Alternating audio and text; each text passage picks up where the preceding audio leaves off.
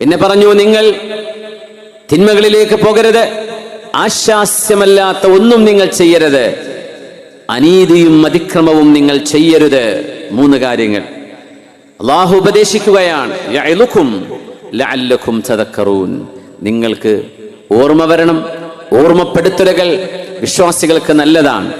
അവര് റിമൈൻഡർ വരുമ്പോൾ അവർ ചിന്തിക്കുന്നവരാണ്, സ്വയം തിരുത്തുന്നവരാണ് എന്ന് വിശുദ്ധ ഖുർആനിന്റെ ഈ ആയത്തിറങ്ങിയതിൽ പിന്നെയാണ് ഇസ്ലാം മഹാനവറുകളുടെ ഖൽബിലേക്ക് ആഴത്തിൽ ഇറങ്ങിയത് എന്ന് മഹാനായ ഉസ്മാൻ ഇബ്നു മദ്ഊൻ റളിയല്ലാഹു തആല അൻഹു. നാളെ നരകവാസികളായ ആളുകളെ അല്ലാഹു വിചാരണ ചെയ്യുമ്പോൾ എന്തുകൊണ്ട് നിങ്ങൾ നരകത്തിൽ കടന്നു എന്നതിന് വിശുദ്ധ ഖുർആൻ അവരോട് ചില ചോദ്യങ്ങൾ ചോദിക്കുന്നുണ്ട്. എന്തേ നിങ്ങൾക്ക് പറ്റിയത്? നിങ്ങൾക്ക് എന്തുകൊണ്ട് നരകം കിട്ടാൻ കാരണമായി എന്ന് നിങ്ങൾ ചിന്തിക്കുന്നുണ്ടോ എന്ന് അല്ലാഹുവിന്റെ ഒരു ചോദ്യമുണ്ട്. ഖാലൂ ലം നകു മിനൽ മുസല്ലീൻ. അല്ലാഹുവേ, ഞങ്ങൾ നിസ്കരിച്ചവരായിരുന്നില്ല. അല്ലാഹുവേ, ഞങ്ങൾ നിസ്കരിച്ചവരായിരുന്നില്ല. വലം നകു നുത്ഇമുൽ മിസ്കീൻ. മിസ്കീന്മാർക്ക് ഭക്ഷണം കൊടുക്കുന്നവരുമായിരുന്നില്ല ഞങ്ങൾ. ബിസ്മില്ലാഹിർ റഹ്മാനിർ റഹീം.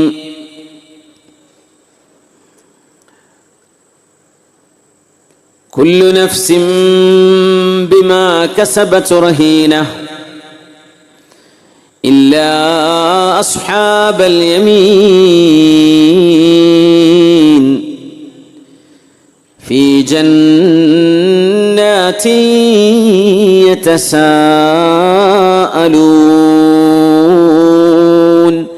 അനിൽ മുജ്രിമീൻ മാ സലകകും ഫീ സഖർ ഖാലൂ ലം നകു മിനൽ മുസല്ലീൻ വലം നകു നുത്ഇമുൽ മിസ്കീൻ وكنا نخوض مع الخائضين وكنا نكذب بيوم الدين حتى أتانا اليقين كل نفس بما كسبت رهينة. ഓരോ ശരീരവും എന്താണോ ചെയ്തു കൂട്ടുന്നത് ആ തിന്മകളാൽ പണയപ്പെടുത്തപ്പെടുകയാണ് ചെയ്യുന്നത് നരകത്തിൽ. തിന്മകൾ ചെയ്തതിൻ്റെ പേരിൽ ഓരോ ശരീരവും ആ ശരീരം നിർവഹിക്കുന്ന കർമ്മങ്ങൾക്ക് ഉത്തരവാദികളാണ്. ഇസ്ലാം നൽകുന്ന ഏറ്റവും വലിയ പ്രത്യേകത ഈ അക്കൗണ്ടബിലിറ്റിയാണ്, ഉത്തരവാദിത്വ ബോധമാണ്. നമ്മൾ ചെയ്യുന്ന കർമ്മങ്ങൾക്ക് നമ്മൾ ഉത്തരവാദികളാണ്. നമ്മുടെ കർമ്മങ്ങളാണ് നരകത്തിൽ നമ്മളെ പിടിച്ചു വെക്കുന്നത്. നമ്മുടെ തിന്മകൾക്ക് പകരം നമ്മുടെ ശരീരം പണയപ്പെടുത്തപ്പെടുകയാണ്. ഖുർആന്റെ ഭാഷ്യം അതാണ്. കുല്ലു നഫ്സിൻ ബിമാ കസബത് റഹീന ഇല്ലാ അസ്ഹാബൽ യമീൻ. നേർമാർഗത്തിന്റെ വലതുപക്ഷത്തിന്റെ ആളുകൾ ഒഴികെ. യമീൻ എന്ന് പറഞ്ഞാൽ വലതുപക്ഷം എന്നാണ്. അത് ഇടത് വലതെന്ന് പറയുന്ന പക്ഷമല്ല, നന്മയുടെ പക്ഷത്തിനാണ് അസ്ഹാബുൽ യമീൻ. ഫീ ജന്നാതി യതസാഅലൂൻ. സ്വർഗ്ഗലോകത്തേക്ക് എത്തുമ്പോൾ അവരുടെ കൂടെയുണ്ടായിരുന്ന കൂടെ പഠിച്ച നാട്ടുകാരും അല്ലാത്തവരുമായ ആളുകളെ കുറിച്ച് അവർ ചോദിക്കും സ്വർഗ്ഗലോകത്ത്. അനിൽ മുജ്രിമീൻ. തിന്മകളുടെ പക്ഷം ചേർന്ന് നിന്ന ആളുകളെ കുറിച്ച് അവർ ചോദിക്കും. മാ സലകകും ഫീ സഖർ. എന്തേ നിങ്ങൾ കത്തിയാളുന്ന തീജ്വാലകളാൽ നിറഞ്ഞ നരകത്തിലേക്ക് എന്തുകൊണ്ട് കടന്നു എന്ന് നരകവാസികളായ സ്വന്തം പരിചയക്കാരിലെ തിന്മകൾ ചെയ്തിരുന്നവരെ കുറിച്ച് സ്വർഗവാസികൾ അവരോട് ചോദിക്കും. എന്തേ നിങ്ങൾക്ക് നരകം നൽകപ്പെടാൻ കാരണം? ഖാലൂ. ആ ചോദ്യങ്ങൾക്ക് മറുപടി പറയും നരകവാസികൾ. ഖാലൂ ലം നകു മിനൽ മുസല്ലീൻ. ഞങ്ങൾ നിസ്കരിക്കുന്നവരായിരുന്നില്ല.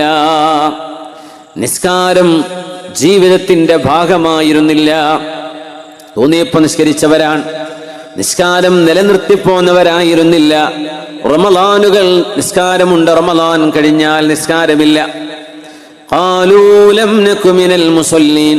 സ്കൂളിലെത്തിയാൽ കോളേജിലെത്തിയാൽ നിസ്കാരം ഖളാ, ജോലിയുടെ പേര് പറഞ്ഞ് നിസ്കാരം ഖളാ, ജോലി തിരക്ക് കാരണം നിസ്കാരം നിർവഹിക്കാൻ പറ്റാത്തവർ ഖാലൂ ലം നകു മിനൽ മുസല്ലീൻ വലം നകു നുത്ഇമുൽ മിസ്കീൻ. രണ്ടാമത്തെ കാരണം, ഞങ്ങൾ മിസ്കീന്മാർക്ക് ഭക്ഷണം കൊടുക്കാത്തവരായിരുന്നു. പാവപ്പെട്ടവരെ സഹായിക്കണം എന്ന് പറയുന്ന ജീവകാരുണ്യ പ്രവർത്തനങ്ങളുമായി നമ്മുടെ പ്രവർത്തകന്മാർ വരുമ്പോൾ ഇതിന് ഞാനൊന്നും തരില്ല എന്ന് പറഞ്ഞവരായിരുന്നു ഞങ്ങൾ. അവർക്ക് അല്ല വേണമെങ്കിൽ അല്ല കൊടുക്കൂലായിരുന്നോ, നമ്മൾ എന്തിനാ ബക്കറ്റുമായി ഇറങ്ങുന്നത് എന്ന് ചോദിച്ച് പരിഹസിച്ചവർ. ഖാലൂ ലം നകു മിനൽ മുസല്ലീൻ വലം നകു നുത്ഇമുൽ മിസ്കീൻ. മിസ്കീന്മാർക്ക് ഭക്ഷണം കൊടുക്കാത്തവരായിരുന്നു ഞങ്ങൾ. വകുന്നാ നഖൂദു മഅൽ ഖായിലീൻ. അല്ലാഹുവിന്റെ നിയമങ്ങളെ പരിഹസിച്ചുകൊണ്ടും സർക്കാസ്റ്റിക്കലി പരിഹാസ്യമായി ദീനിനെ ചിത്രീകരിച്ചുകൊണ്ടും നടക്കുന്ന ആളുകൾക്ക് ലൈക്കും ഷെയറും കൊടുക്കുന്ന പരിപാടിയായിരുന്നു ഞങ്ങൾക്ക്. വകുന്നാ നുകദ്ദിബു ബിയൗമിദ്ദീൻ. വിചാരണയുടെ ഒരു നാൾ വരാനുണ്ട് എന്ന് പണ്ഡിതന്മാർ പറഞ്ഞു തന്നപ്പോൾ, വിശുദ്ധ ഖുർആനിന്റെ വചനങ്ങൾക്ക് അർത്ഥം പറഞ്ഞു തന്നപ്പോൾ, കുന്നാ നുകദ്ദിബ് വകുന്നാ നുകദ്ദിബു ബിയൗമിദ്ദീൻ, അങ്ങനെ ഒരു സംഗതി നടക്കാൻ പോകുന്നില്ല എന്ന് ആ കാര്യങ്ങൾ അറിയുമ്പോൾ കളിയാക്കി പറഞ്ഞവരായിരുന്നു ഞങ്ങൾ. ഹത്താ അതാനൽ യഖീൻ. മരണം വരുന്നത് വരെ നിരീശ്വരവാദ പ്രസ്ഥാനങ്ങളിലായിരുന്നു ഞങ്ങൾ ഇടം പിടിച്ചത്. മരണം വരുന്നത് വരെ മതനിരാസത്തിന്റെ പക്ഷത്തായിരുന്നു ഞങ്ങൾ നിലനിന്നത്. എന്നാൽ ആ യഖീനായ ജീവിതത്തിന്റെ യാഥാർത്ഥ്യങ്ങളെ മറനീക്കി പരലോകത്തിന്റെ അവസ്ഥകളെ അല്ലാഹു കണ്ണിൽ കാണിച്ചു തരുന്ന മരണം ആസന്നമായപ്പോൾ ഞങ്ങൾക്ക് ബോധ്യമായി, ഞങ്ങൾ കേട്ടിരുന്നത് സത്യമായിരുന്നു എന്ന്. പക്ഷേ ഒരു തിരിഞ്ഞു നടത്തം, പക്ഷേ ഒരു പശ്ചാത്താപം, പക്ഷേ ഒരു പിറകോട്ടുള്ള ഒരു യാത്ര സാധ്യമാകാത്ത വിധം ഞങ്ങളുടെ മുമ്പിൽ ഇരുളടയുകയായിരുന്നു. ഞങ്ങൾക്ക് തിരിഞ്ഞു നടക്കാൻ സാധിച്ചില്ല. ഫമാ തൻഫഉഹും ശഫാഅത്തു ശാഫിഈൻ. അതുകൊണ്ട് തന്നെ ഒരിക്കലും അള്ളാഹുവിന്റെ മുമ്പിൽ ശുപാർശ ചെയ്യുന്ന ഒരാളും മതനിരാസത്തിന്റെ ആളുകൾക്ക് ശുപാർശ ചെയ്യുകയില്ല. ശ്രദ്ധിക്കണേ, പടച്ചവനില്ല എന്ന് പറയുന്ന നിരീശ്വരവാദ പ്രസ്ഥാനങ്ങളിൽ കിടക്കുന്ന ഒരാൾക്ക് പോലും ഒരു വിശ്വാസിയും ശഫാഅത്ത് ചെയ്യാൻ അവർക്ക് അർഹതയില്ല, അവർ ചെയ്യുന്നവരല്ല.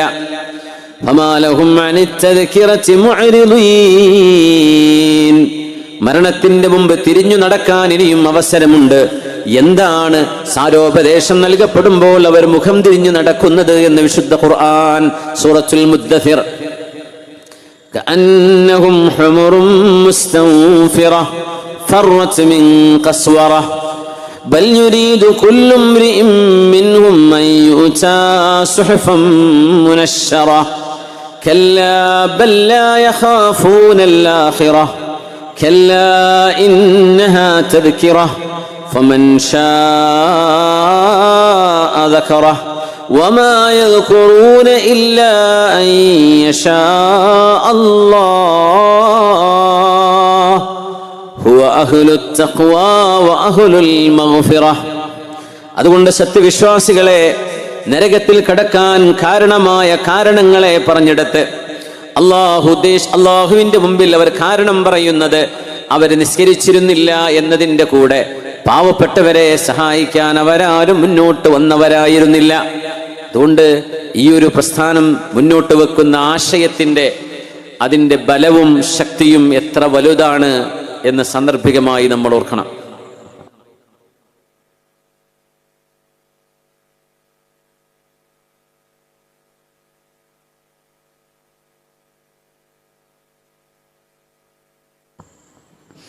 ബിസ്മില്ലാഹിർ റഹ്മാനിർ റഹീം.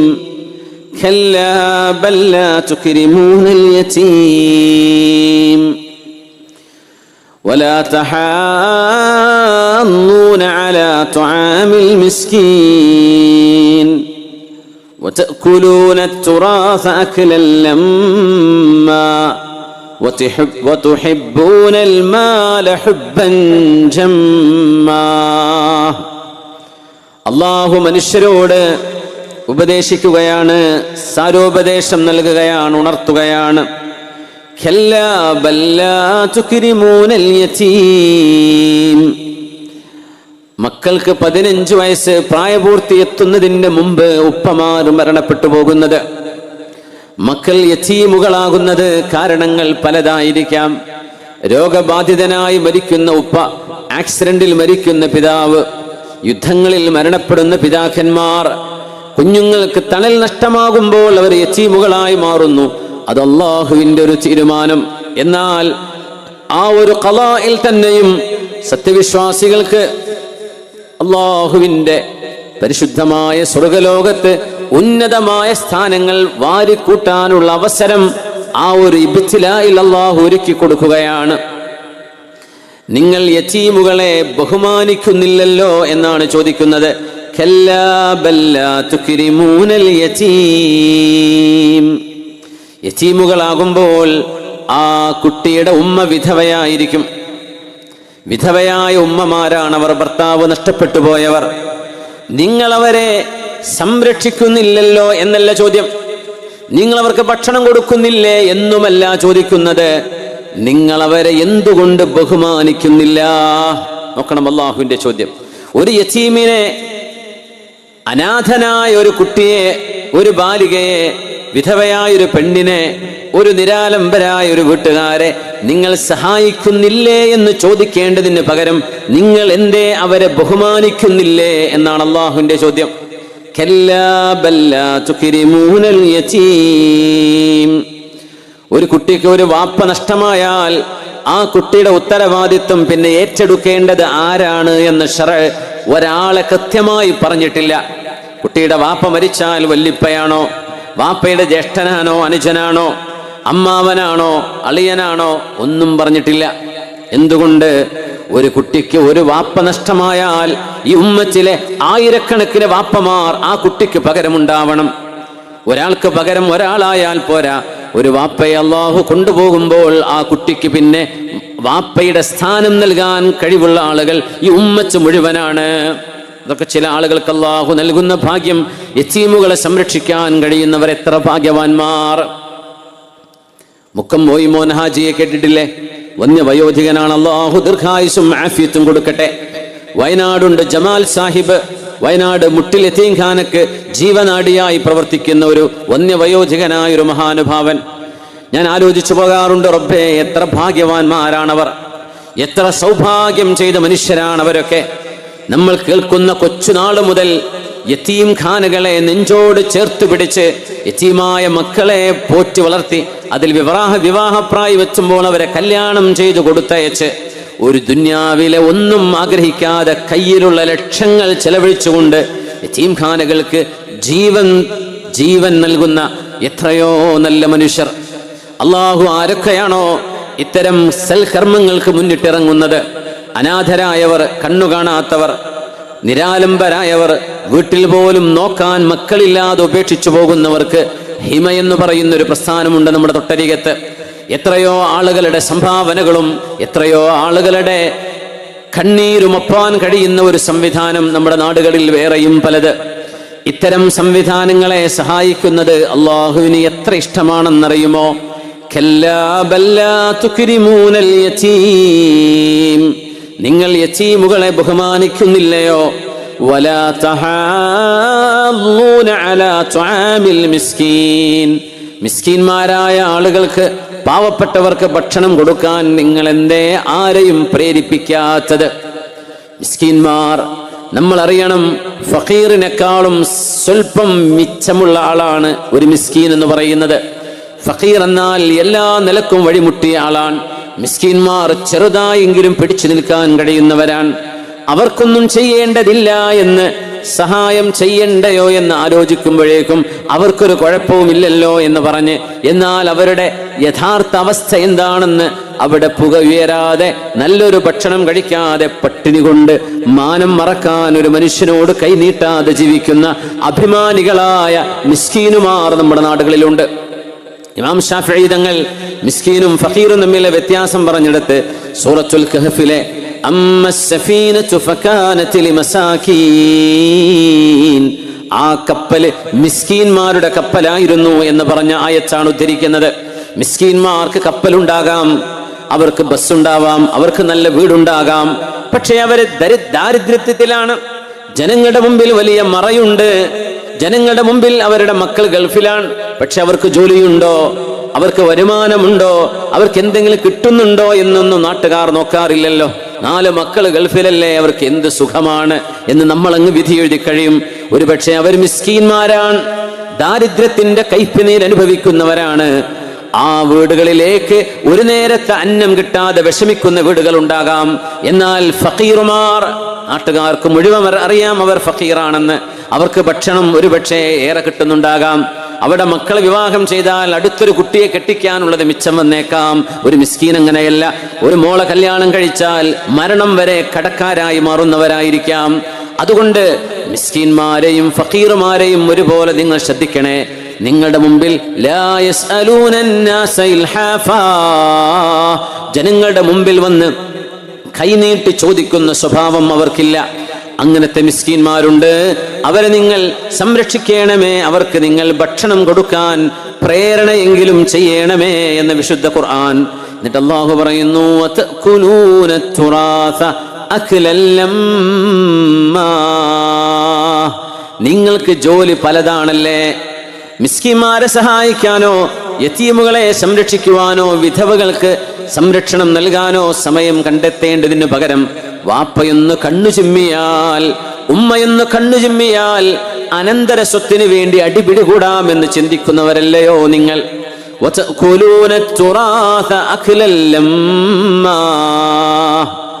അനന്തര സ്വത്ത് ഓഹരി വെക്കാനല്ലയോ നിങ്ങൾ വെപ്രാളം കൂട്ടുന്നത്. ഒരു മയ്യത്ത് ഖബറിലേക്ക് എത്തിക്കഴിയുമ്പോഴേക്കും ആർക്കാണാവോ വീട്, ആർക്കാണ് റോഡിന്റെ സൈഡിലുള്ളത്, ആർക്കാണോ പീഡിക റൂം, ആർക്കാണ് ആ സ്ഥലം, ആർക്കാണ് ഇത് എന്ന് പറഞ്ഞ അടിപിടിയായി. നിങ്ങൾ ഇങ്ങനെ വാപ്പമാർ, നിങ്ങളുടെ ഉമ്മമാർ ഉപേക്ഷിച്ചു പോകുന്ന സ്വത്തിന് വേണ്ടി അടിപിടി കൂടുകയാണല്ലേ.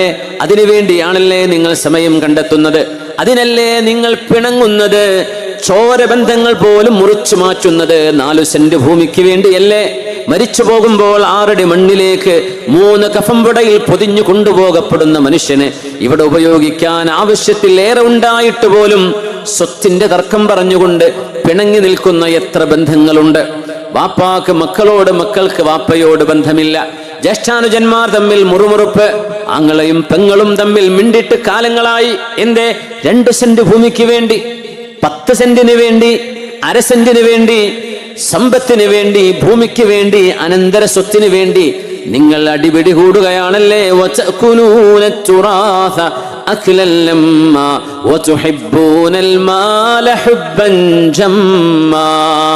സമ്പത്തിനോട് നിങ്ങൾക്ക് വല്ലാത്ത ആർത്തിയുണ്ടല്ലേ. ഖുർആനിന്റെ ചോദ്യം നോക്കണം. 21-ാം നൂറ്റാണ്ടിലേക്ക് അള്ളാഹു നമ്മുടെ മുഖത്തടിച്ചു പറയുന്ന പോലെ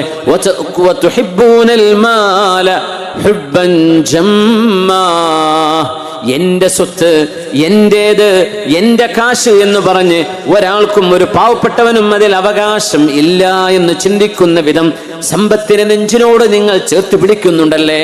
കാശുണ്ട്, സമ്പാദ്യമുണ്ട്, എന്നാൽ ഒരു ദാനം ചെയ്യാൻ അവസരമില്ലാതെ മരിച്ചു പോകുന്ന എത്ര ഹതഭാഗ്യന്മാർ നമുക്കിടയിലുണ്ട്. അല്ലാഹു ചോദിക്കുന്നു, നിങ്ങൾ സമ്പത്തിനെ വല്ലാതെ നെഞ്ചിനോട് ചേർത്ത് പിടിച്ചല്ലേ. ഈ നന്മകൾ, പാവങ്ങളെ സഹായിക്കാനുള്ള സാഹചര്യം സമ്പത്ത് ചെലവഴിച്ചെങ്കിലല്ലേ ഉണ്ടാവൂ.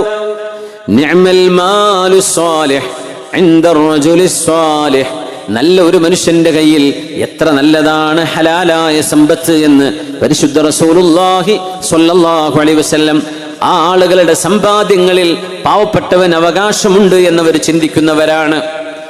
എത്ര ചെറിയ വരുമാനക്കാരാണെങ്കിലും, എത്ര ചെറിയ ശമ്പളക്കാരാണെങ്കിലും, കൂലിപ്പണി ചെയ്യുന്ന ആളാണ്, അയാൾ പോലും വിചാരിക്കരുത് സ്വതക്ക അതൊക്കെ ഇപ്പൊ രാജ്യന്മാർക്ക് പറഞ്ഞതല്ലേ, അത് ഗൾഫുകാർക്ക് പറഞ്ഞതല്ലേ, അതൊക്കെ തോട്ടവും തൊടിയൊക്കെ ഉള്ളവർക്ക് പറഞ്ഞതല്ലേ, എനിക്കൊന്നും പറഞ്ഞതല്ലല്ലോ എന്ന് ഒരു കൂലിപ്പണി ചെയ്യുന്ന ആള് പോലും ചിന്തിക്കരുതെന്നാണ്. അവർക്ക് എത്രയാണോ കഴിയുന്നത്, 5 രൂപയാണെങ്കിൽ അത് മതി, ചെയ്തേ പറ്റൂ. ഓരോരുത്തരും ചെയ്യേണ്ട ദൗത്യമാണ് ഖുർആനി പറയുന്നത്. നമ്മുടെ ഈ നാട്ടിൽ പുക്കൂത്ത് ഇങ്ങനെ ഒരു യുവജന കൂട്ടായ്മ ഉണ്ടായതിലും അതിൻ്റെ ഭാഗമായി ഇങ്ങനെ ഒരു മതപ്രഭാഷണ പരിപാടി ചെയ്യാൻ അവർ മുന്നോട്ട് വന്നതിലും നമ്മുടെ സഹോദര സമുദായങ്ങളിലെ നമ്മുടെ സുഹൃത്തുക്കൾ കയ്യും മെയ്യും മറന്ന് നമ്മുടെ റബീഉൽ അവ്വലിലൊക്കെ ഒരുപാട് സഹായങ്ങൾ നമ്മുടെ കുട്ടികൾക്ക് പ്രോത്സാഹനങ്ങളടക്കം നമ്മുടെ സഹോദര സമുദായ സുഹൃത്തുക്കൾ ചെയ്തു എന്നറിയാൻ കഴിഞ്ഞതിൽ വലിയ സന്തോഷമുണ്ട്. ഈ ഒരുമയും സ്നേഹവും നമ്മുടെ നാടുകളിൽ നിൽക്കുന്ന കാലത്തോളം നമ്മുടെ സമൂഹത്തിന് സമാധാനത്തോടെ മനുഷ്യർക്ക് ജീവജാലങ്ങൾക്ക് സർവ്വതിനും അന്തസ്സോടെയുള്ള ഒരു അസ്തിത്വം അള്ളാഹു നൽകുമെന്നതിൽ യാതൊരു സംശയവുമില്ല. അള്ളാഹു റബ്ബുൽ ഇസ്സത്ത് നമ്മുടെ വീടുകളിൽ, നമ്മുടെ നാടിൽ, നമ്മുടെ ഇന്ത്യയിൽ, ലോക രാജ്യങ്ങളിൽ എവിടെയൊക്കെ പ്രയാസങ്ങളും യുദ്ധങ്ങളും നടക്കുന്നുണ്ടോ അവിടെയൊക്കെ അള്ളാഹു സമാധാനവും സന്തോഷവും നീതിയും അള്ളാഹുവിന്റെ ഭാഗത്തുള്ള സക്കീനത്തും ഇറക്കി അള്ളാഹു സഹായിക്കട്ടെ. ആമീൻ യാ റബ്ബൽ ആലമീൻ. ഉമർ ഇബ്നുൽ ഖത്താബ് റളിയല്ലാഹു അൻഹു മദീനയിൽ ഒരു മുസ്ലിമായ സഹോദരൻ യാചിച്ചു നടക്കുന്നത് മദീനയിൽ കണ്ടപ്പോൾ, അന്ന് ഉമർ റളിയല്ലാഹു അൻഹു ഖലീഫയാണ്. ഒരു ജൂതനായ മനുഷ്യൻ മദീനയുടെ തെരുവുകളിൽ വല്ലതും തരണേ, എനിക്ക് ജീവിക്കാൻ പട്ടിണിയാണ്, എനിക്ക് എന്തെങ്കിലും തരണേ എന്ന് പറഞ്ഞ് ആ മനുഷ്യൻ കൈനീട്ടി നടക്കുമ്പോൾ ഉമർ റളിയല്ലാഹു അൻഹു ഇസ്ലാമിന്റെ ഖസാനയിലേക്ക് ആ മനുഷ്യന്റെ കൈപിടിച്ച് കൊണ്ടുപോയത് ചരിത്രം രേഖപ്പെടുത്തിയിട്ടുണ്ട്. മഹാനവറുകൾ പറഞ്ഞു, മാ അൻസഫനാക് ഇൻ കുന്നാ അഖദ്നാ മിൻകൽ ജിസിയത ഫീ ശബീബതിക് തുമ്മ ളയ്യഅനാക ഫീ കിബരിക്. വൃദ്ധനായ വന്യവയോധികനായ അഹ്ലു കിതാബിൽപ്പെട്ട ഈ മനുഷ്യനോട് ഉമർ എന്നവർ പറയാൻ, നിങ്ങൾ ആരോഗ്യത്തിലുണ്ടായിരുന്ന കാലം നിങ്ങൾ ജിസിയ നൽകിയവരാണ്. ജിസിയ എന്ന് പറയുന്നൊരു സംവിധാനം ഇസ്ലാമിക ഗവൺമെന്റുകൾക്ക് കീഴിലുണ്ട്. അത് പലപ്പോഴും തെറ്റിദ്ധരിക്കപ്പെടാറുണ്ട്. ചില ആളുകളെങ്കിലും അതിനെ ശരിക്കും മനസ്സിലാക്കാറില്ല. എന്താണ് ജിസിയ എന്ന് പറഞ്ഞാൽ? ടാക്സ് എന്ന് നമുക്ക് തത്വത്തിൽ പറയാം. എന്ന് പറഞ്ഞാൽ മുസ്ലിം ഭരണാധികാരി ഭരണം നടത്തുന്ന സ്ഥലത്ത് കഴിഞ്ഞ കാലങ്ങളിലെ നിയമം, ഒരു യുദ്ധമുണ്ടായാൽ മുസ്ലിമീങ്ങളിലെ മുഴുവൻ പുരുഷന്മാരും യുദ്ധത്തിന് പോകണമെന്നാണ്. പ്രായപൂർത്തിയായ മുഴുവൻ ആളുകളും. പട്ടാളമെന്ന ജോലിയില്ല, അത് ജീവിതത്തിന്റെ ധർമ്മമാണ്. എല്ലാവരും രാജ്യത്തിന്റെ ബോർഡർ കാക്കാൻ പോയിരിക്കണം, അതന്ന് നിയമമാണ്. ആ ഒരു നിയമം നടപ്പാകുമ്പോൾ മുസ്ലിമീങ്ങളല്ലാത്ത ആ നാട്ടിൽ ജീവിക്കുന്ന ആളുകൾ അവരുടെ ജീവന് വേണ്ടി, മുസ്ലിമീങ്ങളായ ആളുകൾ ജീവൻ കൊടുക്കാൻ വേണ്ടി യുദ്ധമുഖത്തേക്ക് പോകുമ്പോൾ ഒരു അമുസ്ലിമിനും യുദ്ധത്തിന് പോവൽ നിർബന്ധമില്ല. അവരൊരിക്കലും അതിന് വിളിക്കൂല, അവരെ നിർബന്ധിക്കുകയും. അവർക്ക് വേണമെങ്കിൽ പോകാം, പക്ഷേ ഒരു മുസ്ലിം പോയേ പറ്റൂ. വൻപാപങ്ങളിൽപ്പെട്ട വൻപാപങ്ങളെ 9 എണ്ണമായി നിബിതങ്ങൾ എണ്ണിയത് ഹജ്ജത്തുൽ വിദാഇന്റെ പ്രഭാഷണത്തിൽ കാണാൻ കഴിയും. എത്രയാണ് നബിയെ കബീറത്തുകൾ, വൻപാപങ്ങളെന്ന് ഒരു സ്വഹാബി ഹബീബിനോട് ചോദിച്ചപ്പോ അവിടുന്ന് കൊടുത്ത മറുപടിയിൽ കാണാം, യുദ്ധം നടക്കുമ്പോ ആരെങ്കിലും പിന്തിരിഞ്ഞോടിയാൽ അത് വൻപാപങ്ങളിൽപ്പെട്ട വൻപാപമാണ്. അങ്ങനെ യുദ്ധമുഖത്തേക്ക് രാജ്യത്തിന് പ്രതിസന്ധി ഉണ്ടായാൽ, സുരക്ഷിതത്വത്തിന് ഭീഷണിയുണ്ടായാൽ മുസ്ലിമീങ്ങളായ പുരുഷന്മാർ മുഴുവൻ യുദ്ധത്തിലേക്ക് പോകണം. അവർ മുഴുവൻ കൊല്ലപ്പെട്ടേക്കാം, പക്ഷേ ഒരമുസ്ലിമും യുദ്ധത്തിലേക്ക് പോവേണ്ടതില്ല. അതിന് പകരം അവർക്ക് സംരക്ഷണം നൽകുന്നതിന് പകരം അവർ കൊടുക്കേണ്ട ഒരു കരമാണ്, ഒരു ഫീസാണ് ജിസിയ എന്ന് പറയുന്നത്.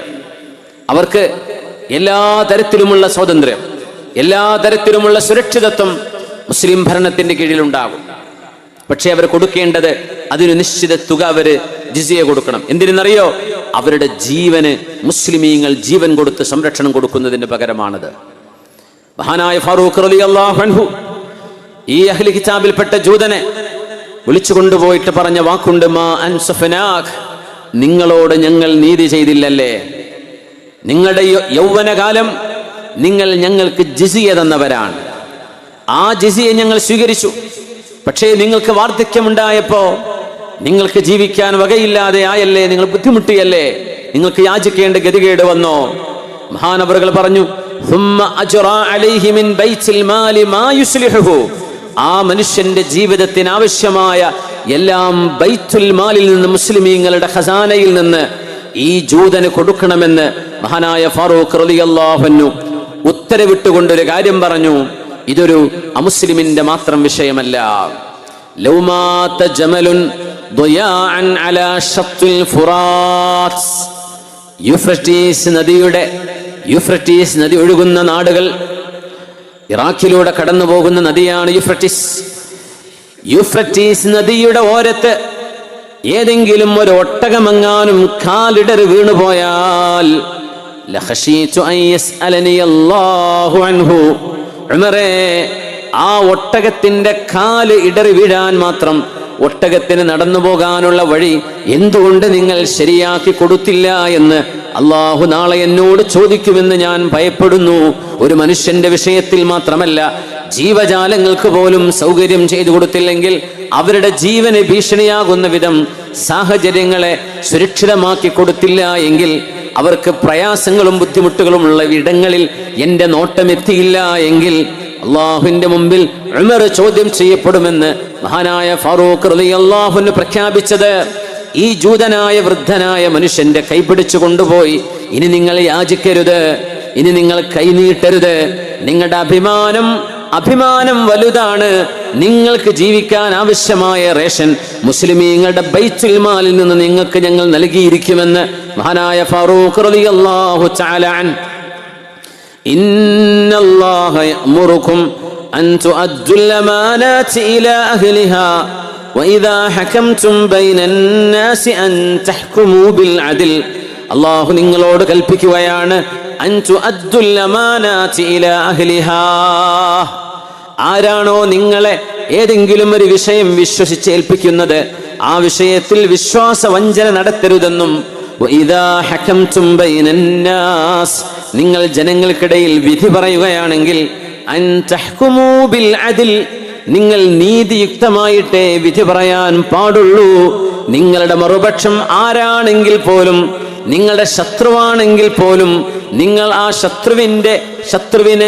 ശത്രുവിനെ ശത്രുവായല്ല കാണേണ്ടത്, നീതിയുടെ കണ്ണിലൂടെ കാണണം.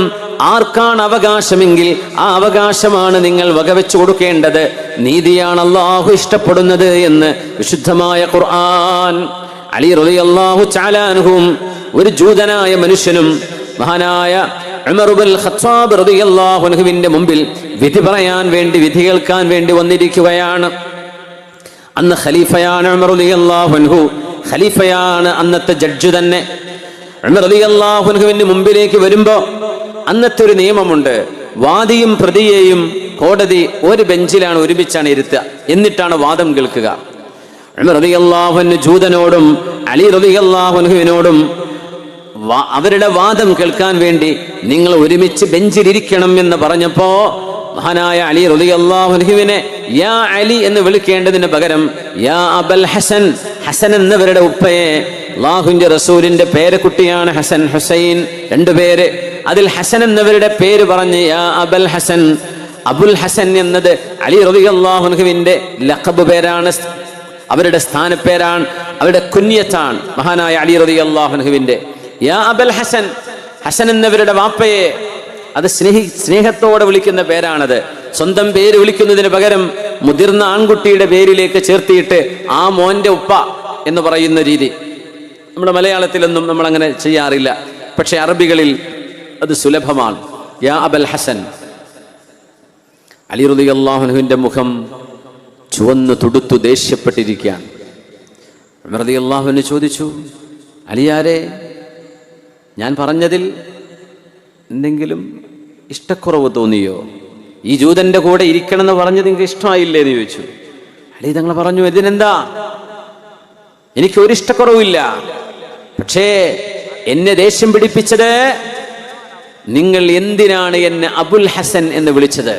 ഹസന്റെ വാപ്പ എന്ന് വിളിക്കുന്നത് സ്നേഹത്തോടെ വിളിക്കുന്ന പേരല്ലേ? ഞാനിവിടെ പ്രതിയാണ്, ജൂതൻ വാദിയാണ്, അല്ലെങ്കിൽ ഞാൻ വാദിയാണ്, അദ്ദേഹം പ്രതിയാണ്. അദ്ദേഹം ഒരു അന്യമതസ്ഥന. ഞാനും ഇയാളും നീതിക്ക് വേണ്ടി നിങ്ങളുടെ കോടതിയിലേക്ക് വരുമ്പോ ഞാനും നിങ്ങളും ചങ്ങാതിമാരാണ്, അത് വേറെ വിഷയം.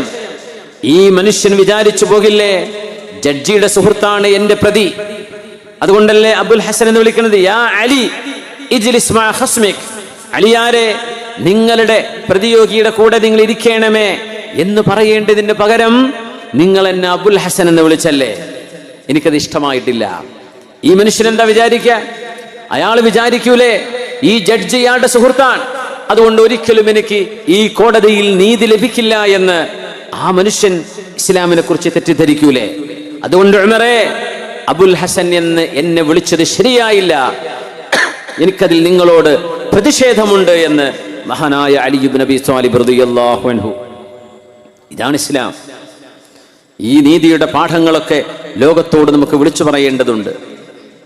ഈ ഒരു മനോഹരമായ ദീനിന്റെ ചിത്രം അലി റളിയല്ലാഹു അൻഹു ഒരൊറ്റ കാര്യം പറഞ്ഞത്, എന്തിനെന്നെ അബുൽ ഹസൻ എന്ന് ഇവിടെ നിന്ന് വിളിച്ചു? അതിവിടെ വിളിക്കേണ്ട പേരല്ല, കോടതിയുടെ ഉള്ളിലല്ല നിങ്ങളത് വിളിക്കേണ്ടത്, അത് കോടതിക്ക് പുറത്ത് നമ്മൾ കണ്ടുമുട്ടുമ്പോൾ നമ്മൾ ചങ്ങാതിമാരാണ്. പക്ഷേ കോടതിയിൽ എനിക്കൊരു സ്ഥാനം കൂടുതൽ ആ മനുഷ്യനേക്കാൾ നിങ്ങൾ നൽകുമ്പോൾ ആ മനുഷ്യർ തെറ്റിദ്ധാരണ വരൂലേ? അതിൽ അത്ഭുതം എന്താണെന്നറിയോ? ഈ കേസിൽ വിധി പറഞ്ഞപ്പോ അലി റളിയല്ലാഹു അൻഹുവിനെതിരായിരുന്നു വിധിയുണ്ടായത് എന്നത് മറ്റൊരു സത്യമാണ്. പക്ഷേ ഇന്നല്ലാഹ യഅ്മുറു ബിൽ അദ്ലി വൽ ഇഹ്സാൻ, അല്ലാഹു നിങ്ങളോട് നീതി ചെയ്യണമെന്ന് ഉപദേശിക്കുകയാണ്. വൽ ഇഹ്സാൻ, നിങ്ങൾ ജനങ്ങൾക്ക് ഉപകാരം ചെയ്യണം, നന്മകൾ ചെയ്യണം. വഈതാഇ ദിൽ ഖുർബാ, നിങ്ങളുടെ കൂടപ്പിറപ്പുകളെ നിങ്ങൾ കൂടെ നിർത്തണം, അവർക്ക് നിങ്ങൾ നൽകണം, അവരെ സഹായിക്കണം. വയൻഹാ അനിൽ ഫഹ്ശാഇ വൽ മുൻകർ, വ്യഭിചാരത്തിലേക്ക്, മദ്യപാനത്തിലേക്ക്, തിന്മകളിലേക്ക്, മയക്കുമരുന്ന് ലഹരികളിലേക്ക് നിങ്ങൾ പോകരുത്. വൽ മുൻകർ, വെറുക്കപ്പെടുന്ന സ്വഭാവങ്ങൾ ഒന്നും ചെയ്യരുത്.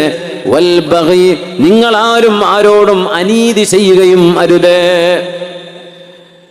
യഇലുകും ലഅല്ലകും തദക്കറൂൻ, നിങ്ങൾക്ക് ബോധ്യം വരാൻ വേണ്ടി അല്ലാഹു നിങ്ങളെ സാരോപദേശം ചെയ്യുകയാണ് എന്ന് വിശുദ്ധ ഖുർആൻ. എത്ര മനോഹരമാണ് അല്ലാഹുവിന്റെ വചനങ്ങൾ.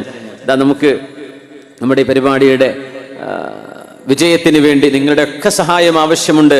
നമ്മുടെ വളണ്ടിയർമാർ ബക്കറ്റുമായിട്ട് നമ്മുടെ സദസ്സിലേക്ക് വരുന്നുണ്ട്. എല്ലാവരും അകമഴിഞ്ഞ് സഹായിക്കണേ. ഇനി ഞാനത് ആഴത്തിൽ ഇനി ഊന്നി പറയേണ്ട ആവശ്യമില്ല എന്ന് വിചാരിക്കുന്നു. ഉമ്മമാരെ, നിങ്ങളെ കൊണ്ട് കഴിയുന്നത് നിങ്ങളെ സഹായിക്കണം.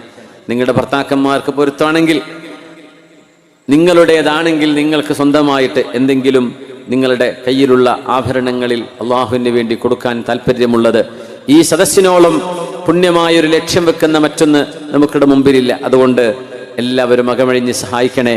നമ്മുടെ മനസ്സിൻ്റെ ഉദ്ദേശങ്ങളെ അള്ളാഹു അറിയുന്നവനാണ്. അള്ളാഹു അത് സഫലമാക്കി തരട്ടെ. എല്ലാവരും ഒന്ന് എഴുന്നേറ്റ് ഒരു 3 സ്വലാത്ത് ചൊല്ലിയിരിക്കാം. നിങ്ങൾക്കൊരു ഉന്മേഷവുമായി നമ്മുടെ കുട്ടികൾ വരുമ്പോഴേ ആ പേഴ്സൊക്കെ ഒന്ന് എടുക്കാനൊരു സൗകര്യമായി. ഇൻഷാ അല്ലാഹ്. സ്വല്ലു അലൻ നബി മുഹമ്മദിൻ വ ആലിഹി. അല്ലാഹുമ്മ സ്വല്ലി അലാ സയ്യിദിനാ മുഹമ്മദിൻ വ അലാ ആലി സയ്യിദിനാ മുഹമ്മദിൻ വ ബാരിക് വസല്ലിം അലൈഹി. اللهم صل على سيدنا محمد وعلى آل سيدنا محمد وبارك وسلم عليه. اللهم صل على سيدنا محمد وعلى آل سيدنا محمد وبارك وسلم عليه. കൈയൊക്കെ ഒന്ന് പൊക്കി നോക്കി. കൈ പൊക്കിയിട്ട് ഒരു 2-3 കുടച്ചിൽ കുടഞ്ഞ്, കാലൊക്കെ ഒരല്പം ഒന്ന് ഇളകി, ഒരു കുടച്ചിലൊക്കെ കുടഞ്ഞ്, ഒന്ന് ഊര് വലിയാനൊക്കെ ഉണ്ടെങ്കിൽ ഒന്ന് ഊര് വലിഞ്ഞ് ഒന്ന് റാഹത്തിലിരുന്നോളി. അൽഹംദുലില്ലാ. ആ ബ്ലഡ് സർക്കുലേഷനൊക്കെ ഒന്ന് ശരിയാവട്ടെ. അള്ളാഹു നമ്മുടെ ഈ സദസ്സിനെ സ്വീകരിക്കട്ടെ. നല്ലൊരു മഴ പെയ്തു മഗ്രിബിൻ്റെ സമയത്ത് അല്ലേ? ആ കുട്ടിമാക്കൊക്കെ ഒന്ന് പേടിച്ചു, എന്താവും. എനിക്ക് തോന്നി നന്നായത് ഈ പന്തലിടുമ്പോൾ കുട്ടിമാക്ക് പറഞ്ഞു 5000 ആക്കിയിരിക്കാനുള്ള പന്തൽ. ഞാൻ തമാശക്ക് പറഞ്ഞു, അപ്പോൾ ഒരു മഴയൊക്കെ പെയ്താലേ ഇത് മുതലാവുള്ളൂ, അല്ലെങ്കിൽ പന്തലിട്ട് വെറുതെ പോയി തോന്നൂലേ. അൽഹംദുലില്ലാ, മഴ പെയ്തു, കാലാവസ്ഥയൊക്കെ തണുത്തും ചെയ്തു, നമുക്ക് റാഹത്തിലിരിക്കാൻ പറ്റുന്നു. അല്ലെങ്കിൽ ഈ പന്തലിൻ്റെ താഴെ ഇങ്ങനൊരു കാലാവസ്ഥ തണുത്തില്ല എങ്കിൽ ഇരിക്കാൻ വലിയ പ്രയാസമായിരിക്കും അല്ലേ. അൽഹംദുലില്ലാഹ് നല്ല എയർ കണ്ടീഷൻ ചെയ്ത പോലെയുള്ള ഒരു കാലാവസ്ഥയിലാണ് ഇപ്പം നമ്മൾ ഇരിക്കുന്നത്. അള്ളാഹു അനുഗ്രഹിക്കട്ടെ. ഈ പന്തല് നമുക്ക് വേണ്ടി ഒരുക്കി തന്ന ഒരു കുടുംബമുണ്ട്. അള്ളാഹു അവരുടെ ഉദ്ദേശങ്ങളെ പടച്ചതമ്പുരാൻ അറിയുന്നവനാണ്. അള്ളാഹു അത് പൂർത്തിയാക്കി കൊടുക്കട്ടെ. അവരുടെ ഉദ്ദേശങ്ങളെ റബ്ബ് സഫലമാക്കട്ടെ. അവരുടെ മാതാപിതാക്കൾക്ക് അതിൻ്റെ ഗുണം അള്ളാഹു നൽകട്ടെ. മരിച്ചുപോയുടെ ഖബറിലേക്ക് അള്ളാഹു അതിൻ്റെ പ്രതിഫലം എത്തിച്ചു കൊടുക്കട്ടെ. അവരുടെ കച്ചവടങ്ങളിൽ, ഏർപ്പാടുകളിൽ, ബിസിനസ്സുകളിൽ, കുടുംബത്തിൽ, മക്കളിൽ അള്ളാഹു അവർക്ക് നന്മ ചെയ്യട്ടെ എന്ന് പ്രത്യേകം ദുആ ചെയ്യുകയാണ്. നമ്മുടെ കുട്ടിമാങ്കാൻ്റെ കാര്യം പിന്നെ പറയേണ്ടതില്ല. ഞങ്ങൾ ഒരുമിച്ച് മസ്ജിദുൽ അഖ്സ ഒരു യാത്രയിലുണ്ടായിരുന്നു. അബൂബക്കർ ഫൈസി ഉസ്താദ് ഉണ്ടായിരുന്നു. അന്ന് ഞങ്ങൾക്കൊരു വലിയൊരു ട്രാജഡി ഉണ്ടായി ഈജിപ്തിൽ വെച്ച്. ഞങ്ങളെ കൂടെ വന്നൊരു ഉമ്മയെ കാണാതെയായിപ്പോയി. ഉമ്മനെ കാണുന്നില്ല. ഉമ്മയെ ബസ്സിൽ നിർത്തിയതാ. പ്രായമുള്ള ഉമ്മയാണ്. ഉമ്മക്ക് മലയാളമല്ലാതെ ഒന്നും അറിയില്ല. ഞങ്ങൾ ഫിറഔന്റെ ഡെഡ് ബോഡി കാണാൻ വേണ്ടി മ്യൂസിയത്തിലേക്ക് കയറി വന്നപ്പോഴേക്കും ഉമ്മനെ കാണാനില്ല. കൈറോ നഗരത്തിൻ്റെ ഏറ്റവും തിരക്ക് പിടിച്ച സ്ഥലം. സർവ്വ CCTV നോക്കി, പോലീസുകാർ മുഴുവൻ ഓടി നടന്നു. സർവ്വ മോർച്ചറിയിൽ വരെ ഞങ്ങൾ നോക്കി. ഹോസ്പിറ്റൽ മുഴുവൻ ചെക്ക് ചെയ്തു. ഉമ്മക്ക് വല്ലതും സംഭവിച്ചോ? പ്രായമുള്ള ഉമ്മയായിരുന്നു. എറണാകുളത്തിൽ ഞങ്ങളുടെ സുഹൃത്തിൻ്റെ ഉമ്മയാണ്. അള്ളാഹു ആ ഉമ്മാക്കും നമ്മുടെ സുഹൃത്തിൻ്റെ വാപ്പാക്കും അവരൊക്കെ കൂടെ ഉണ്ടായിരുന്നു. അവർക്കൊക്കെ അള്ളാഹു ദീർഘായുസ്സും ആഫിയത്തും നൽകട്ടെ. ആ ഉമ്മ ബസ്സിൽ നിന്ന് ഇറങ്ങിപ്പോയതാണ്. ഉമ്മാക്ക് ചെറിയൊരു മരുന്ന് കുടിക്കേണ്ടതുണ്ടായിരുന്നു, മെഡിക്കേഷൻ ഉണ്ടായിരുന്നു. ഉമ്മ അത് കുടിച്ചിട്ടില്ലായിരുന്നു. ഷുഗറുണ്ട്. 2 മണിക്കൂർ ആ ഒരു മ്യൂസിയത്തിൻ്റെ ഉള്ളിൽ നടന്നിട്ട് ഉമ്മ ക്ഷീണിച്ചു പോവണ്ട എന്ന് വിചാരിച്ച് ഉമ്മയോട് ബസ്സിലിരിക്കാൻ വേണ്ടി പറഞ്ഞതാ. ആ ഉമ്മ നടന്ന് 4-5 കിലോമീറ്റർ നടന്നു പോയിട്ടുണ്ട്. അതും 4 കവലകൾ. ഈജിപ്ത് അറിയാലോ, ഭയങ്കര തിരക്കാണ്. തിരക്ക് എന്ന് പറഞ്ഞാൽ എനിക്കൊന്ന് ഇന്ത്യ കഴിഞ്ഞാൽ പിന്നെ ഓട്ടോറിക്ഷ കാണുന്ന സ്ഥലമാണത്. ഇഷ്ടംപോലെ തുക്തുക്കുന്നവർ പറയാം. ഓട്ടോറിക്ഷയും വണ്ടികളും അങ്ങോട്ടും ഇങ്ങോട്ടും ജനങ്ങളും തിങ്ങി നിറഞ്ഞ 4 കവലകളാൽ നിറഞ്ഞ ഈജിപ്തിൻ്റെ ഹൃദയഭാഗം, ഖൈറോയുടെ ഹൃദയഭാഗം. ഞങ്ങളൊക്കെ പേടിച്ച് ഉച്ചയ്ക്ക് ഞങ്ങളാരും ഭക്ഷണം കഴിച്ചില്ല. ആ ഉമ്മയെ തിരഞ്ഞു കിട്ടുമ്പോഴേക്കും 4 മണിക്കൂർ എങ്ങാനും കഴിഞ്ഞിട്ടുണ്ട്. ആരും ഭക്ഷണം കഴിച്ചില്ല. ഈ ഉമ്മ ഭക്ഷണം കഴിക്കാതെ എവിടെയെങ്കിലും വീണു പോയിട്ടുണ്ടാവോ? അത് വെള്ളം കുടിച്ചിട്ടുണ്ടാവില്ല. അതിനാരോടും ചോദിക്കാനും അറിയില്ല. ഈ ഉമ്മയെ എവിടെ ചെന്ന് തിരയും? റോഡും നഗരങ്ങളും. അപ്പോഴാ കുട്ടിമാങ്കാൻ്റെ നേതൃത്വത്തിൽ ഒരു സംഘം നമ്മുടെ പ്രവർത്തകർ ഞങ്ങളുടെ ഇറങ്ങി തിരയാൻ പോവാണ്. അബൂബക്കർ ഉസ്താദ്, ഫൈസി ഉസ്താദ് ഒരു ദിക്റും ചൊല്ലിയിട്ട് ഒരു ഫാത്തിഹ ഓതി യാസീൻ ഓതാനും പറഞ്ഞ് അല്ലേ, മാഷാ അള്ളാഹ് അങ്ങോട്ട് തിരച്ചു തുടങ്ങി. കുട്ടിമാങ്കി ടീമും ഒരൊറ്റ പോക്ക് പോയി. അതായത് ഒരു സിഗ്നൽ കഴിഞ്ഞ് നേരെ മുമ്പോട്ട് പോയി. പിന്നെ ഉമ്മ റൈറ്റ് പോയിരിക്കുക, ലെഫ്റ്റ് പോയിരിക്കുക, ബാക്കോട്ട്, അതൊക്കെ ഉണ്ട്, സാധ്യത ഉണ്ട്. പക്ഷെ അവരങ്ങ് മുന്നോട്ട് തന്നെ പോയി. ഒരുപാട് കവലകൾ കഴിഞ്ഞ് കിലോമീറ്റർ അപ്പുറത്തെത്തി. അള്ളാഹു തോന്നിപ്പിക്കുകയാണ്. ആ ഉമ്മൻ്റെ അവിടെ ഏതോ ഒരു ടാക്സിക്കാരനോട് ഇങ്ങനെ കഴുത്തിൽ അൽഹിന്ദിൻ്റെ മാലുണ്ട്.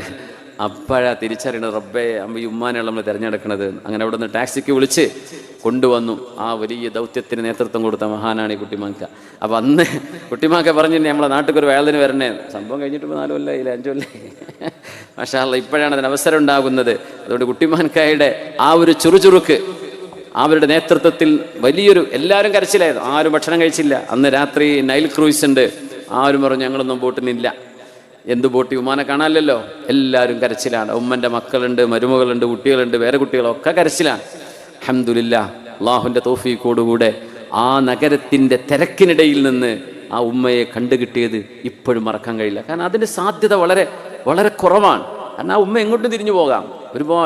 ഒരടി നടക്കാൻ പറ്റാതെ ഉമ്മ 4 കിലോമീറ്റർ നടന്നു പോയിട്ടുണ്ട് ഒറ്റയ്ക്ക്. എങ്ങനെ ഇതൊക്കെ സംഭവിച്ചു അല്ലാഹു അഅലം. ഉച്ചയ്ക്ക് 2 മണിക്ക് തുടങ്ങിയ തെരച്ചിൽ ഒടുവിൽ ആ ഉമ്മയെ കിട്ടുന്നത് വൈകിട്ട് മഗ്രിബും കഴിഞ്ഞ് 7-7:30 മണിക്കാണ് ഉമ്മയെ കിട്ടി എന്ന ഒരു ന്യൂസ് കിട്ടുന്നത്. യാ അല്ലാഹുവേ. അപ്പോൾ അവിടെ തന്നെ കുട്ടിമാൻക പ്രോആക്റ്റീവാണ്. ഞങ്ങളുടെ കൂടെ യാത്ര ചെയ്യുന്നു എന്നൊരൊറ്റ വിഷയമുള്ളൂ. കുട്ടിമാൻക ഞങ്ങളങ്ങ് ഇറങ്ങട്ടെ. അവരങ്ങ് ഇറങ്ങി. പോലീസും പട്ടാളം ഒക്കെ തിരയുന്നുണ്ട്. എല്ലാവർക്കും വിവരം കൊടുത്തു ഇങ്ങനെ ഒരു ഉമ്മയെ മിസ്സിംഗ് ആണ്. പക്ഷേ മാഷാ അല്ലാഹ് ഭക്ഷണം കഴിക്കാതെ വയറൊട്ടിയ ആ ഒരു ശരീരവുമായി അന്ന് കുട്ടിമാങ്കയുടെ നേതൃത്വത്തിലുള്ള ഒരു സംഘം ആളുകൾ തെരച്ചിലും ആ ഒരു ത്യാഗവും മറക്കാൻ കഴിയില്ല. അള്ളാഹു അതിനൊക്കെ അർഹമായ പ്രതിഫലം കൊടുക്കട്ടെ എന്ന് നിങ്ങൾക്ക് വേണ്ടി, എല്ലാവർക്കും വേണ്ടി ഞാൻ ദുആ ചെയ്യുകയാണ്. അള്ളാഹു സുബ്ഹാനഹു വ തആല അത്തരം നല്ല മനുഷ്യരുടെ ഒരു കൂട്ടായ്മയാണ് നമ്മുടെ ഈ പുക്കൂത്ത് പ്രദേശം. ഇവിടുത്തെ സുമനസ്സുകളുടെ ഈ സാന്നിധ്യവും നിങ്ങളുടെ മുഖങ്ങളിലെ ഈ ഒരു പുഞ്ചിരിയും കാണുമ്പോൾ എന്തെന്നില്ലാത്ത സന്തോഷവും എന്തെന്നില്ലാത്തൊരു ആത്മനിർവൃതിയുമുണ്ട് എന്ന് ഞാൻ എൻ്റെ സന്തോഷം നിങ്ങളെ പറഞ്ഞറിയിക്കുകയാണ്. അള്ളാഹു റബ്ബുൽ ഇസ്സത്തിന്റെ സർവ്വ അനുഗ്രഹവും ഈ നാടിന്, നമ്മുടെ നാടുകൾക്കൊക്കെ അള്ളാഹു നൽകട്ടെ എന്ന് പ്രത്യേകം ദുആ ചെയ്യുന്നു. ഫഇദാ ഖുൽതും ഫഅദിലു വലൗ കാന ദാ ഖുർബാ. മഹാനായ റസൂലുള്ളാഹി സ്വല്ലല്ലാഹു അലൈഹി വസല്ലം തങ്ങൾ വിശുദ്ധമായ ബദർ യുദ്ധം നടന്നുകൊണ്ടിരിക്കുകയാണ്. ബദർ യുദ്ധം നടക്കുമ്പോൾ സവാദ് ഇബ്നു ഗസിയ റളിയല്ലാഹു അൻഹുവിന്റെ അരികത്തുകൂടെ തങ്ങള് സൈന്യം സഫായി നിൽക്കുകയാണ്. തങ്ങളുടെ കയ്യിൽ ഒരു മിസ്വാക്കുണ്ട്. മിസ്വാക്ക് എന്ന് പറഞ്ഞാൽ അറാഖിന്റെ കഷ്ണം, ഒരു മരത്തിന്റെ കമ്പാണിത്, പല്ല് ബ്രഷ് ചെയ്യാൻ ഉപയോഗിക്കുന്നത്. തങ്ങള് എല്ലാവരെയും സഫായി നിർത്തുമ്പോ ഇസ്തവിയ സവാദ്, സവാദ് ഇബ്നു ഗസിയ റളിയല്ലാഹു അൻഹുവിനോട് മഹാനവറുകൾ കുപ്പായിട്ടിട്ടില്ല, യുദ്ധത്തിന്റെ പോരാളിയാണ്, അപ്പൊ വയറിങ്ങനെ മുന്നോട്ടാണ്, സഫിലേക്കൊന്ന് നേരെ നിൽക്കണേ എന്ന് പറഞ്ഞുകൊണ്ട് നബി തങ്ങൾ ആ മിസ്വാക്ക് കൊണ്ട് ഒരു ചെറിയ ഒരു തള്ളു കൊടുത്തു. സവാദ് റളിയല്ലാഹു അൻഹു അവിടെ സഫിലേക്ക് കയറി നിൽക്കുകയും ചെയ്തു. യുദ്ധം തുടങ്ങാൻ പോവാൻ പുണ്യ നബി തങ്ങൾ ബദറിൽ ചെയ്ത നന്മകൾ നമ്മൾ ആലോചിക്കണം. 313 വരുന്ന സ്വഹാബികൾ, 1000-ലേറെ വരുന്ന ശത്രുക്കളോട് അഭിമുഖീകരിക്കേണ്ടി വന്ന വളരെ പ്രയാസകരമായൊരു സാഹചര്യം. തങ്ങൾ അല്ലാഹുവിനോട് ദുആ ചെയ്തു. അവിടുന്ന് ദുആ ചെയ്തിട്ട് നബി തങ്ങളുടെ കുപ്പായ കൈ അങ്ങോട്ട് താഴ്ന്നു വന്നു. അന്നത്തെ കുപ്പായ കൈയൊക്കെ വലിയ നീളമുള്ള കുപ്പായ കൈയാണ്. ഫാത്തിമ ബീവി റളിയല്ലാഹു അൻഹ ഉപയോഗിച്ച വസ്ത്രം ഇന്ന് തുർക്കി മ്യൂസിയത്തിലുണ്ട്. ഫാത്തിമ റളിയല്ലാഹു അൻഹയുടെ വസ്ത്രം. അവിടെ ഒരുപാട് അത്ഭുതങ്ങളുള്ള ഒരു മ്യൂസിയമാണ്. ലോകത്ത് ഒരിടത്തും കാണാത്ത ഇസ്ലാമിക ലോകത്തെ അത്ഭുതങ്ങളൊക്കെ കിടക്കുന്നത് തുർക്കിയിലെ ഇസ്തംബൂളിലെ ടോപ്പ് കാപ്പി പാലസ് മ്യൂസിയത്തിലാണ്. മൂസാ നബി അലൈഹിസ്സലാമിന്റെ വടി, വമാ തിൽക ബിയമീനിക യാ മൂസ, ആ വടി ഇന്ന് അവിടെ ഉണ്ട്, കാണാൻ പറ്റും. ടൂറിസ്റ്റുകൾക്ക് തുറന്നു കൊടുക്കുന്നു. എത്രയോ അത്യാവശ്യം നല്ല ഫീ കൊടുക്കണം, എന്നാലേ ഇതിനുള്ളിലേക്ക് കടക്കാൻ പറ്റൂ. കാരണം ദാവൂദ് നബി അലൈഹിസ്സലാം ഉപയോഗിച്ച വാളുണ്ടവിടെ. യഹ്യാ നബി അലൈഹിസ്സലാമിന്റെ തലയോട്ടിയുടെയും കയ്യിന്റെയും ഭാഗങ്ങൾ അവിടെ സൂക്ഷിച്ചു വെച്ചിട്ടുണ്ട്.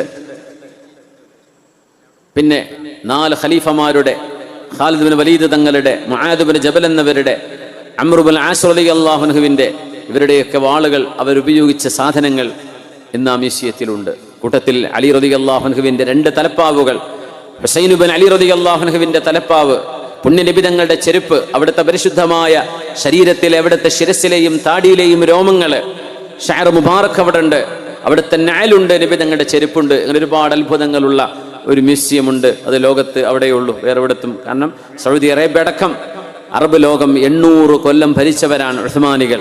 അതുകൊണ്ട് അവരുടെ കയ്യിൽ ആധാറുകളുണ്ട്. ആ ആധാറുകൾ സൂക്ഷിച്ചതിന്റെ പേരിലാണ് അവർക്ക് ഇത്ര വലിയ വിജയമുണ്ടായത് എന്ന് ചരിത്ര പണ്ഡിതന്മാർ സൂചിപ്പിക്കാറുണ്ട്. ഏതായിരുന്നാലും ആ കുപ്പായൊക്കെ കാണുമ്പോഴേ വലിയ വീതിയുള്ള കൈയാണ്, നല്ല വീതിയുള്ള കൈയാണ്, അത്യാവശ്യം വീതിയുള്ള കുപ്പായങ്ങളാണത്. നബി തങ്ങൾ ധരിച്ചിരുന്നതും അങ്ങനെ തന്നെയാണ്. അതുകൊണ്ടാണ് ഇന്ന് കൈയുയർത്തിയാൽ ആ കുപ്പായം നേരെ അങ്ങ് താഴേക്ക് ഇറങ്ങും. അങ്ങനെ നബി തങ്ങളുടെ ആംപിറ്റിന്റെ വെളുപ്പ് നിറം പോലും, കക്ഷത്തിന്റെ വെളുപ്പ് നിറം പോലും ഞങ്ങൾ കണ്ടു. അങ്ങനെ നബി തങ്ങൾ കൈയുയർത്തി ദുആ ചെയ്തു എന്ന് കാണാൻ കഴിയും ഹദീസുകളിൽ. സിദ്ദീഖ് റളിയല്ലാഹു അൻഹു ആണ് പറഞ്ഞത്, യാ റസൂലല്ലാഹ്, പൊന്നാര നബിയെ, അങ്ങ് നിർത്തിക്കോളൂ, അങ്ങ് ഇത്ര കൂടുതൽ ദുആ ചെയ്യരുത് നബിയെ, മതി, അങ്ങ് കരയരുത്, അങ്ങയുടെ കരച്ചിൽ നിർത്തണം നബിയെ, അള്ളാഹു അങ്ങയെ സഹായിക്കും, അള്ളാഹു അങ്ങയെ കൈവിടിയില്ല, അങ്ങ് നിർത്തൂ നബിയെ, അങ്ങ് ഇങ്ങനെ കരഞ്ഞു പോയാൽ അങ്ങേക്ക് ജീവൻ പോലും നഷ്ടമാകുമോ എന്ന് ഞങ്ങൾ പേടിക്കുന്നുവെന്ന് മഹാനായ സിദ്ദീഖ് റളിയല്ലാഹു അൻഹു പറയുമാർ ബദറിന്റെ മുമ്പിൽ വെച്ച് നബി ഞങ്ങൾ ദുആ ചെയ്തിട്ടുണ്ട്. അത് കഴിഞ്ഞ് തങ്ങൾ ചെയ്ത 2ാമത്തെ പണി എന്താണെന്നറിയോ? സ്വഹാബികളെ, നമ്മുടെ മുമ്പിലുള്ളത് 2-1, ഒന്നുകിൽ മരണം അല്ലെങ്കിൽ വിജയം.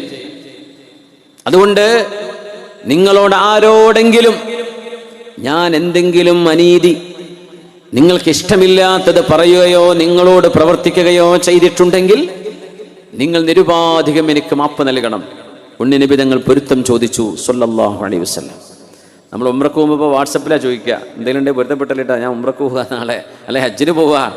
മുമ്പൊക്കെ വിളിച്ചു ചോദിച്ചു, അതൊക്കെ ചെന്ന് പറഞ്ഞിരുന്നു, ആരോടെങ്കിലും കുഴപ്പമുണ്ടെങ്കിൽ, പ്രശ്നങ്ങളുണ്ടെങ്കിൽ മാപ്പാക്കി തരണേ, ഞാൻ ഹജ്ജിന് പോവാൻ.